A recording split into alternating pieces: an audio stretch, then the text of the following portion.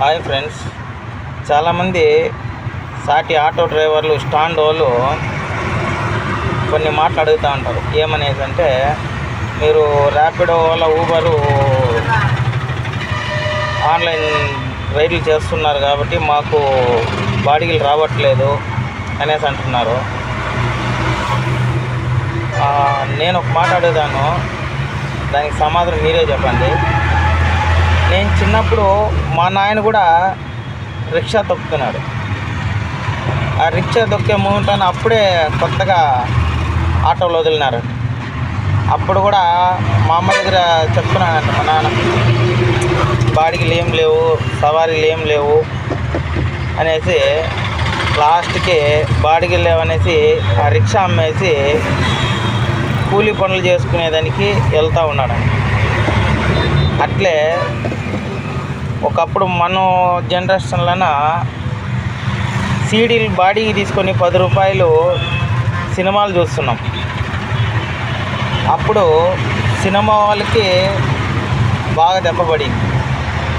దాని తర్వాత సీడీల తర్వాత పెన్ డ్రైవ్ వచ్చింది, మెమరీ చిప్. దాంట్లో కొన్ని 100 సినిమాలు ఎక్కించుకొని మన ఇంట్లో పోయేసి పెన్ డ్రైవ్ వేసుకొని చూస్తాను.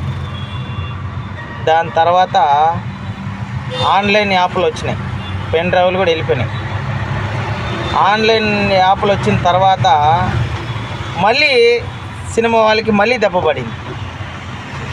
అలాగే ఫోటో స్టూడియోకి వెళ్ళి మనం ఫోటో తీసుకుంటే 70 రూపాయలు 100 రూపాయలు తీసుకుంటున్నారు 2 ఫోటోలకు 3 ఫోటోలకు. ఇప్పుడు ఏ ఫోటో స్టూడియోకి వెళ్ళకుండా మనమే సెల్ఫీలు తీసుకొని ఫోటోలు తీసుకొని డౌన్లోడింగ్ చేసుకొని ఇంట్లో పెట్టుకుంటున్నాం.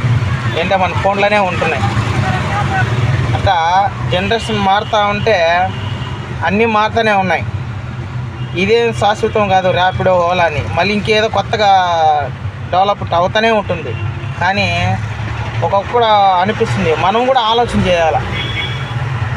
ఒకటి వస్తుంది, ఎవరిని తక్కువ అంచనా వేసేదానికి లేదు, ఎవరిని తప్పు పట్టేదానికే లేదు. మన జనరేషన్కి ర్యాపిడో ఓలా ఊబర్ వచ్చింది, మళ్ళీ తర్వాత ఇంకేదైనా రావచ్చు. జస్ట్ కొంచెం ఆలోచన చేసి చూడండి. మనం ఈరోజు బతికేదానికి ఈ ఓలా ఊబర్ అనేసి వచ్చినాయి. అట్లే ఇవి రాకుండా ఉండాలంటే మీరు కూడా మీ తోటి ఆటో డ్రైవర్ లాగా మనకు కూడా ఒక ప్లేస్ ఇస్తే అందరూ బాగా ఉండిండొచ్చు. కానీ మీరు ఆ ఛాన్స్ ఇవ్వకుండా ఇప్పుడు బాధపడుతున్నారు.